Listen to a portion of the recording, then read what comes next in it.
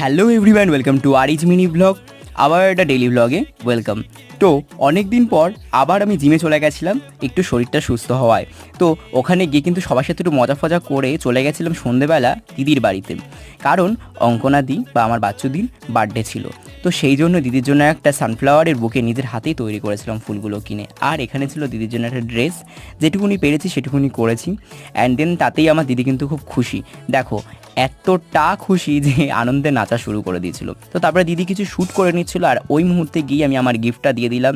তো গিফট পেয়ে তো মহারানী ভীষণ খুশি। একটা সারপ্রাইজ দেবো ভেবেছিলাম, কিন্তু সে তো চোখ খুলে দেখেই নিল যে ভেতরে কী রয়েছে। তোমরা সবাই জানো হয়তো, দিদিকে যারা দেখো, দিদি কিন্তু সানফ্লাওয়ার প্রচণ্ড পছন্দের। তো আমি যাই করেই হোক না কেন জোগাড় করে নিয়ে গেছিলাম। তো তারপরে এখানে আমার দেখছে একটা মিষ্টি দিদি। তো মাঝখান দিয়ে কেকের ভিডিও কিন্তু আমি কিচ্ছু নিতে পারিনি। তারপরে আমরা একেবারে চলে গেছিলাম খাওয়া দাওয়ায়। খাওয়া দাওয়াতে ছিল হচ্ছিল